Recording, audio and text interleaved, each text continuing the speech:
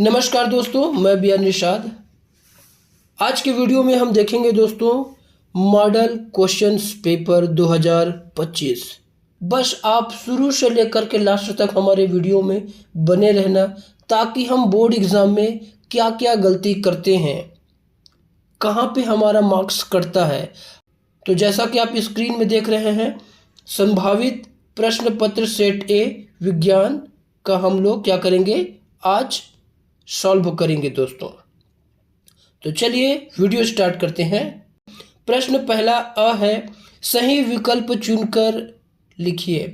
पहला है, नींबू के रस में होंगे H+ आयन अधिक और OH आयन कम। दूसरा है दोस्तों, आधुनिक आवर्त नियम प्रतिपादित किया। तो किसने प्रतिपादित किया? मोसले ने। क्वेश्चन नंबर 3 है, बॉक्साइट अयस्क का सूत्र है।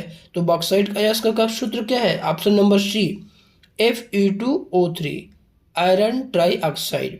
क्वेश्चन नंबर 4 है दोस्तों, उत्तल दर्पण का रैखिक आवर्धन होता है, कितना होता है? 1 से कम। क्वेश्चन नंबर 5 है दोस्तों, पोटेशियम परमैंगनेट को गर्म करने पर प्राप्त होने वाली गैस है। तो कौन सी गैस प्राप्त होती है? ऑक्सीजन। फिर आते हैं दोस्तों ब, क्वेश्चन नंबर ब में रिक्त स्थानों की क्या करना है? पूर्ति करना है।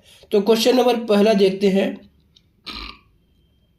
उदासीन विलयन का पीएच मान कितना होता है? तो उदासीन विलयन का पीएच मान कितना होता है?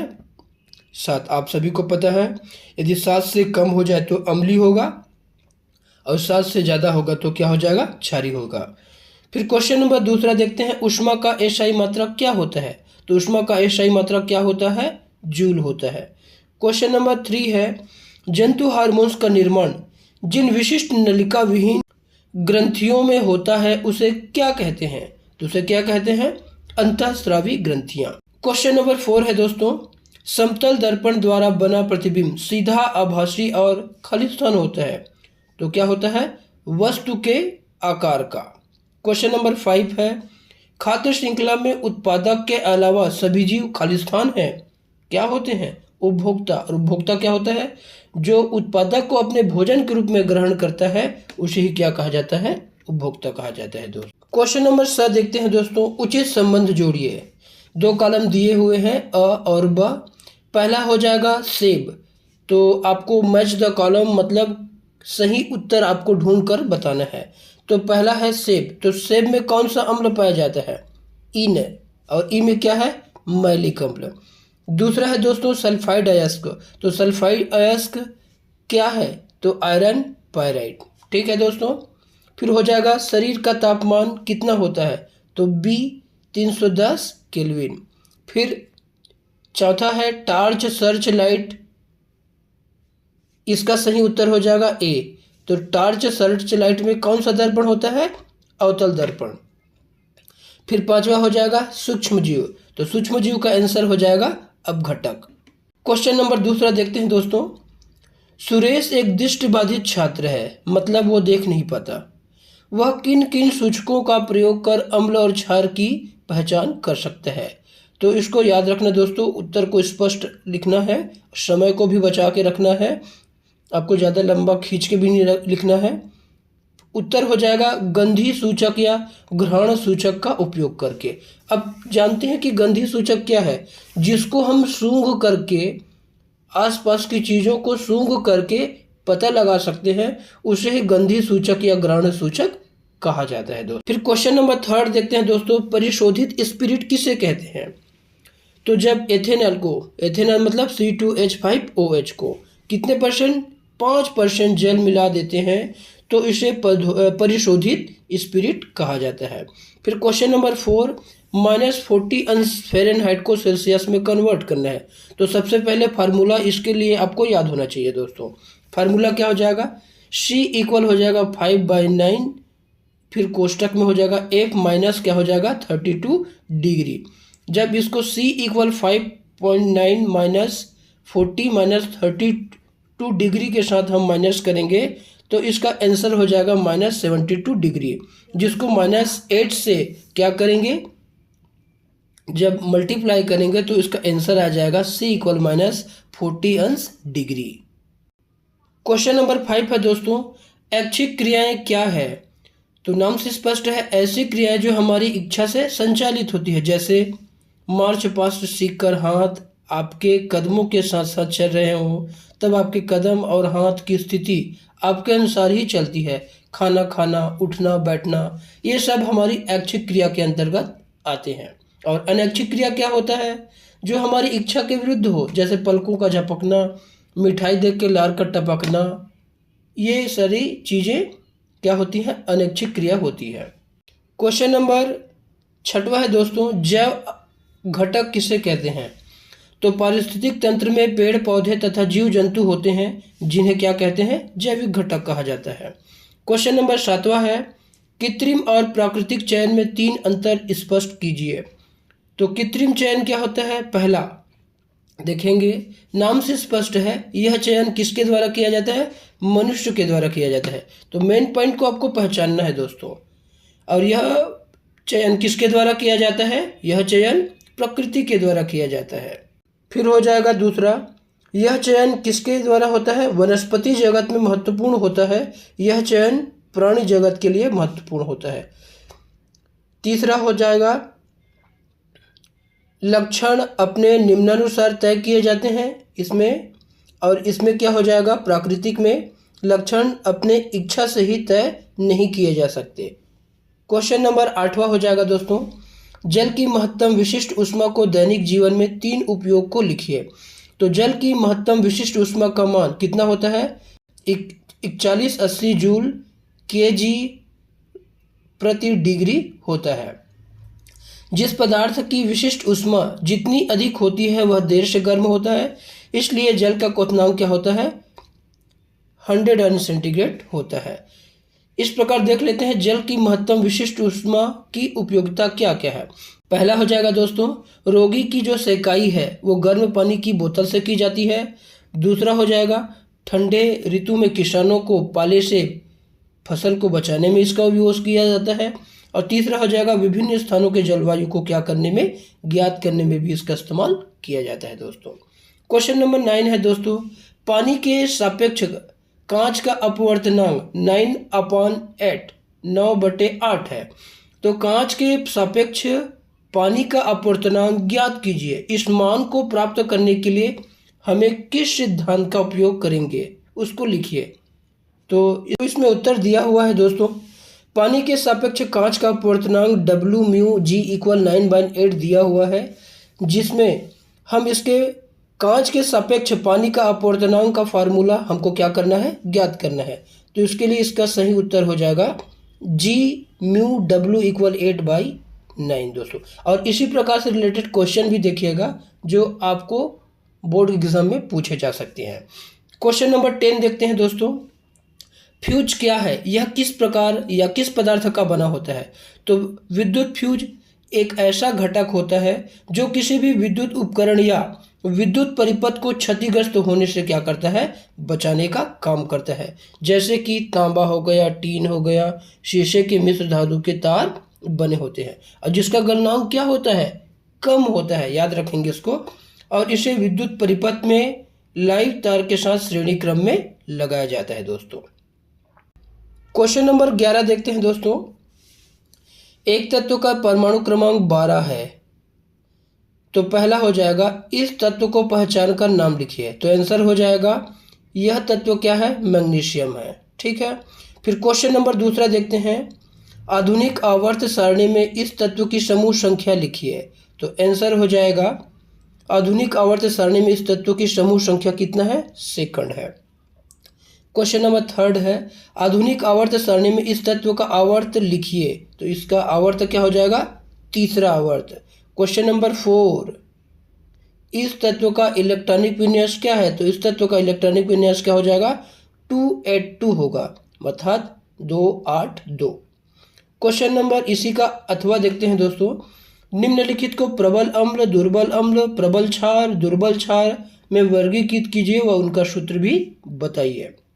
पहला हो जाएगा हाइड्रोक्लोरिक अम्ल, दूसरा हो जाएगा सोडियम हाइड्रोक्साइड, तीसरा हो जाएगा अमोनियम हाइड्रोक्साइड, और चौथा हो जाएगा एसिटिक एसिड। तो चलिए दोस्तों उत्तर देखते हैं। प्रबल अम्ल हो जाएगा हाइड्रोक्लोरिक अम्ल HCl, दुर्बल अम्ल हो जाएगा एसिटिक अम्ल, और प्रबल क्षार हो जाएगा सोडियम हाइड्रोक्साइड, और दुर्बल क्षार हो जाएगा अमोनियम हाइड्रोक्साइड। क्वेश्चन नंबर 12 देखते हैं दोस्तों।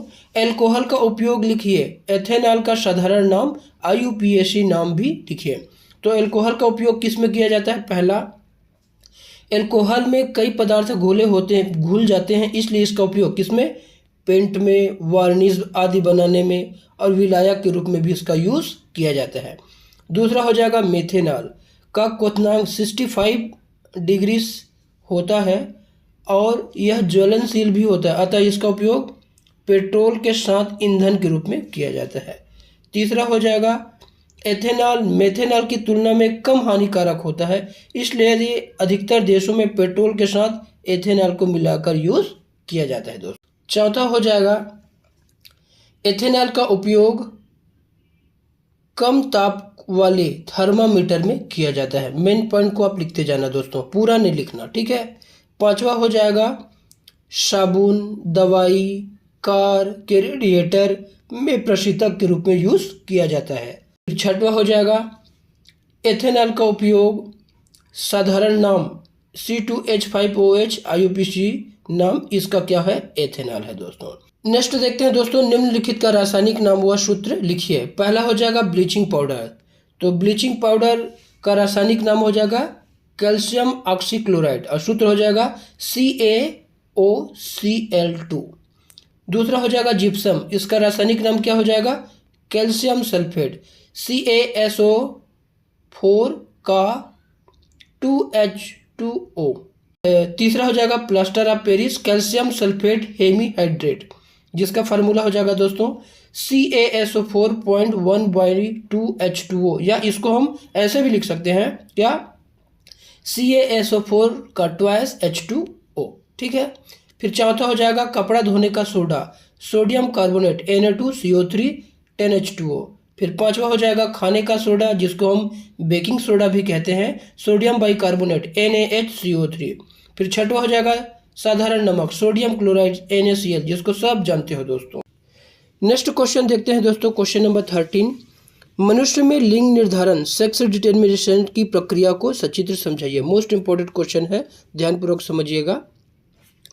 उत्तर है मनुष्य में लिंग निर्धारण एक जोड़ी कारकों से होता है। मादा में XX क्या क्या होता है? XX, ठीक है, और जो नर में होता है क्या होता है? X और Y होता है।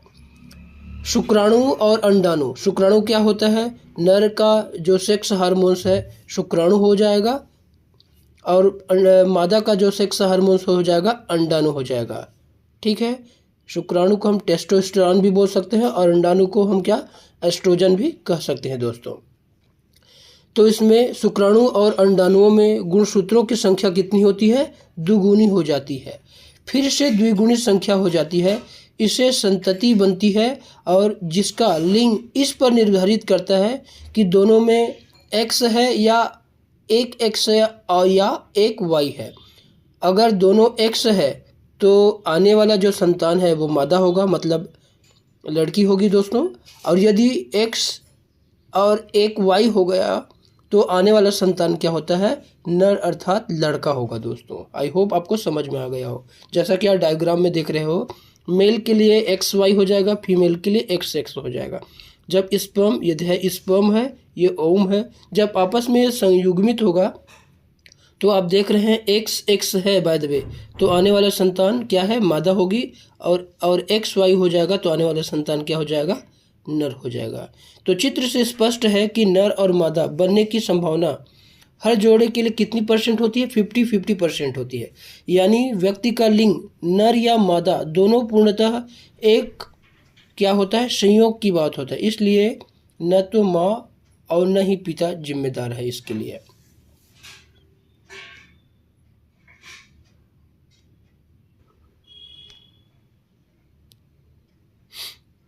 फिर अथवा में देखते हैं दोस्तों, कृत्रिम चयन, प्राकृतिक चयन एवं अनुकूलन को परिभाषित कीजिए।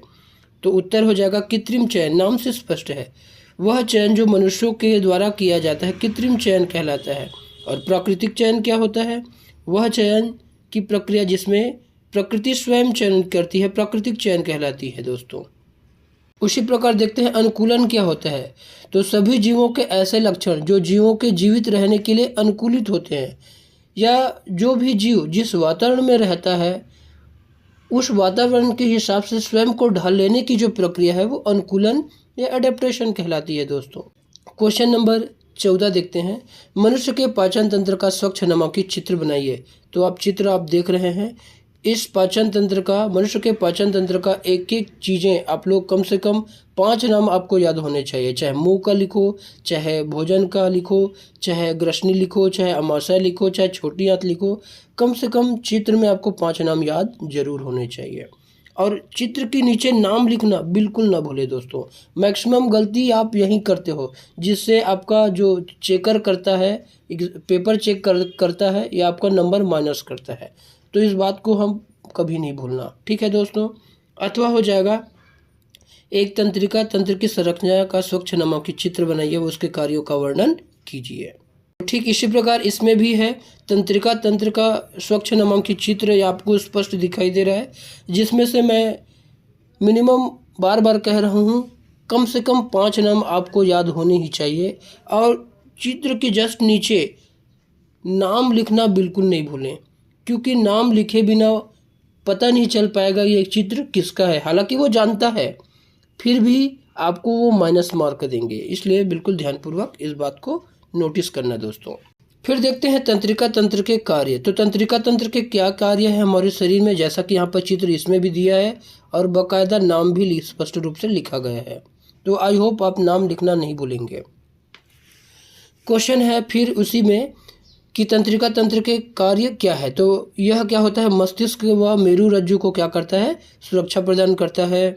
दूसरा, संवेदी अंगों पर नियंत्रण व समन्वय रखता है।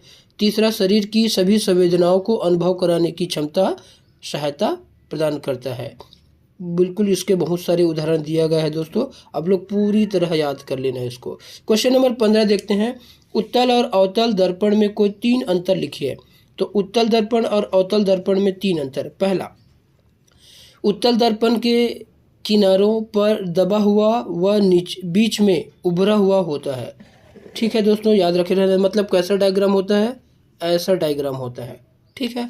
और अवतल दर्पण के किनारों में उभरा हुआ और क्या रहता है, बीच में दबा हुआ होता है, उसे क्या होता है, अवतल दर्पण कहते हैं। तो इसका डायग्राम कैसे बन जाएगा, ऐसे, ठीक है। क्वेश्चन नंबर 2 देखते हैं, इसमें इसी में देखते हैं दूसरा। उत्तल दर्पण में प्रकाश की किरण परावर्तन के पश्चात अपसारित, मतलब क्या हो जाती है, फैल जाती है। और इसमें क्या हो जाती है, अभिसारित, मतलब एकत्रित होती है। बस एक पॉइंट पकड़ना दोस्तों। फिर तीसरा हो जाएगा, यह दर्पण अपसारी दर्पण है, अर्थात फैलाने वाला, और ये अभिसारी मतलब केंद्रित करने वाला। वह देखते हैं क्रांतिक कोण से आप क्या समझते हैं। तो सघन माध्यम में जब आपतन कोण का वह मान जिसके लिए विरल माध्यम में अपवर्तन कोण 90 डिग्री एक समकोण के बराबर हो, तो वो क्रांतिक कोण कहलाता है, जिसको IC के द्वारा प्रकट किया जाता है। नेक्स्ट देखते हैं, आभासी एवं वास्तविक प्रतिबिंब में क्या अंतर है। तो आभासी प्रतिबिंब और वास्तविक प्रतिबिंब, पहला हो जाएगा, आभासी प्रतिबिंब सदैव सीधा बनता है और ये क्या बनता है, उल्टा बनता है। इसमें किरणें आती हुई प्रतीत होती है। इसमें क्या होती है, इसमें प्रकाश की किरणें वास्तव में आती है, ये प्रतीत होती है, याद रखे रहना। इसे पर्दे पर प्राप्त नहीं किया जा सकता, नहीं, और इसको प्राप्त किया जा सकता है। वह देखते हैं लेंस क्या है, इन्हें बिना स्पर्श किए कैसे पहचानेंगे। तो 2 पृष्ठों से घिरा हुआ पारदर्शी माध्यम जिसमें कम से कम गोली पृष्ठ हो, लेंस कहलाता है। ये कितने प्रकार का होता है, 2, उत्तल लेंस और अवतल लेंस, ठीक है दोस्तों। 16 देखते हैं, विद्युत प्रयोग में रखी जाने वाली सावधानियां क्या क्या है। तो पहला हो जाएगा, स्विच तथा प्लग को कसा हुआ जोड़ना चाहिए। दूसरा, उचित विद्युत रोधी परत के तार को प्रयोग में लेना चाहिए। तीसरा, खराब तथा क्षतिग्रस्त तार को तुरंत बदल देना चाहिए। चौथा, आग लगने या दुर्घटना होने पर परिपथ को तुरंत स्विच कर देना चाहिए, बंद कर देना चाहिए। पांचवा, प्रत्येक परिपथ में उचित पदार्थ व आवश्यक क्षमता वाले फ्यूज तार को यूज करना चाहिए। इस प्रकार 6वां 7वां दिया हुआ है दोस्तों, पूरा आप याद कर लेंगे। चुंबकीय बल रेखा, किसी चुंबक के चारों ओर बल रेखाएं उसके चुंबकीय क्षेत्र का एक ग्राफ निरूपण करती है, अंकन करती है, जिसको हम चुंबकीय बल रेखाएं कहते हैं, जिसको हमने विज्ञान के प्रयोग में किया होगा दोस्तों।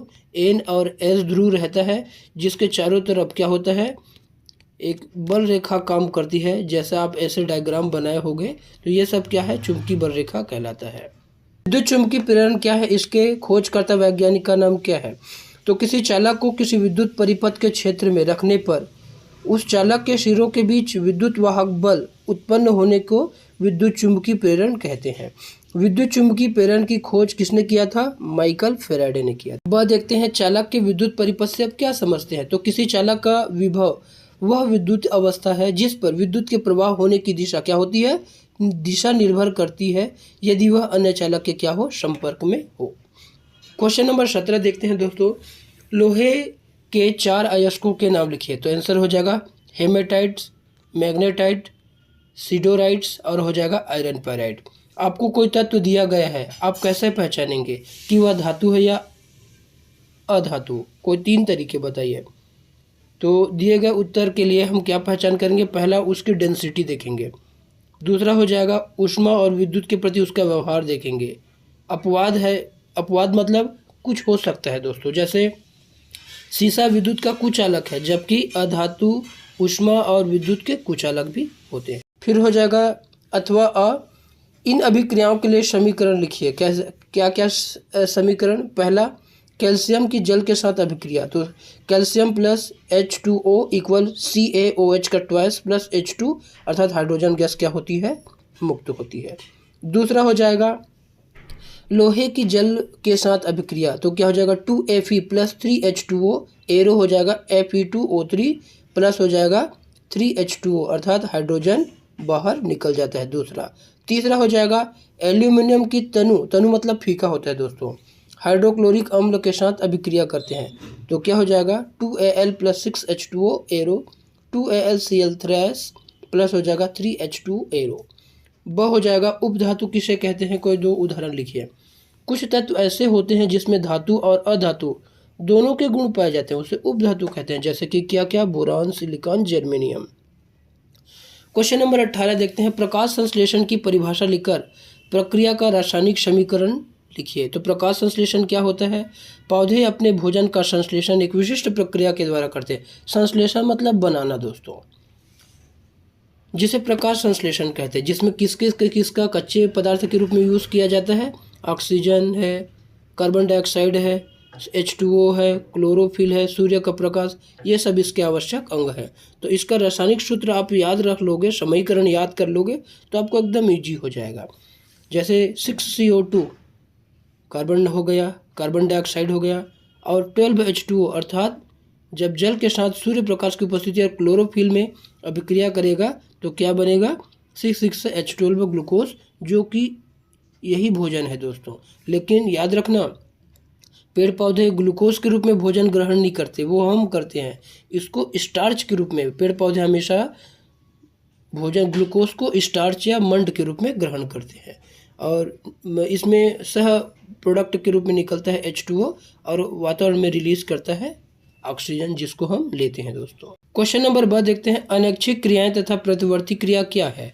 ये एक दूसरे से किस प्रकार भिन्न है? अनैच्छिक क्रियाएं, हमारे शरीर में कई ऐसी क्रियाएं चलती रहती है जिसका हमें पता भी नहीं चलता, जैसे आमाशय में पाचन की क्रिया का होना, रक्त की नलिकाओं में विभिन्न पदार्थों का आवागमन होना, साथ ही साथ पाचक रसों का स्त्राव होना, गर्म चीज़ों का हाथ से संपर्क होने पर तुरंत हाथ का हटा देना, ये प्रक्रियाएं चलती रहे, इन सब को अनैच्छिक क्रियाएं कहा जाता है। फिर आते हैं प्रतिवर्ती क्रिया। कुछ क्रियाएं तुरंत हो जाती है और मस्तिष्क के आदेश के बिना ही हो जाती है, तो इस प्रकार की अनुक्रिया या रिस्पॉन्स ही स्वतः प्रेरित क्रियाएं या प्रतिवर्ती क्रिया कहलाती है, जो मेरु रज्जु के द्वारा संपन्न होती है, जैसे तुरंत पलकों का झपकना, ठीक है दोस्तों, छींकना, खांसना, ये तुरंत हो जाता है, आदेश देने की जरूरत नहीं है, तुरंत काम हो जाता है, तो ये सब प्रतिवर्ती क्रिया है। अथवा देखते हैं कोई 5 हार्मोन्स के नाम व कार्य लिखिए। तो पहला देखते हैं दोस्तों पादप हार्मोन्स, कोई 5 हार्मोन्स के नाम। तो पादप हार्मोन्स वे हार्मोन्स होते हैं जो कि विशिष्ट क्या होते हैं, कोशिकाओं के द्वारा स्रावित होकर विशेष प्रकार के कार्य को क्या करते हैं, संपादित करते हैं, तो उसे पादप हार्मोन्स कहा जाता है। उदाहरण है ऑक्सीन, जिब्रेलिन, साइटोकाइनिन, एब्सिसिक अम्ल, एथिलीन इत्यादि। दोस्तों जैसे यहाँ पर दिया हुआ है ऑक्सीन का, ये प्रथम पदार्थ होते हैं जिन्हें वृद्धि नियामक रूप में जाना जाता है। और ये क्या करता है, तो मेन चीज़ याद रखना है दोस्तों, ये कोशिकाओं को दीर्घित मतलब बड़ा करने का कार्य करता है और साथ ही साथ खरपतवारों के नियंत्रण में, फलों के उत्पादन में, पुष्पन को प्रेरित करने में, जड़ों के निर्माण में, टिप जो शीर्षस्थ ग्रोथ को क्या करता है, वृद्धि को के लिए सबसे ज़्यादा जिम्मेदार ऑक्सीन ही होता है। सभी जीवों के शरीर में अपशिष्ट पदार्थ उपापचय अर्थात पाचन की क्रिया के परिणाम स्वरूप बनते हैं, जिसे हानिकारक उत्सर्जी पदार्थ कहते हैं। कार्बोहाइड्रेट एवं वसा के विघटन के कार्बन डाइऑक्साइड और जल बनते हैं और इस प्रकार प्रोटीन के विघटन से नाइट्रोजन युक्त उत्सर्जी पदार्थ यूरिया है, यूरिक अम्ल है, अमोनिया है, ये सब इत्यादि पदार्थ बनते हैं जिन्हें एक साथ मूत्र कहते हैं। अतः सभी जीवों को शारीरिक क्रियाओं के संतुलन बनाए रखने के लिए इन हानिकारक उत्सर्जी पदार्थों को शरीर से निष्कासन करना क्या होता है, बहुत ही जरूरी होता है दोस्तों।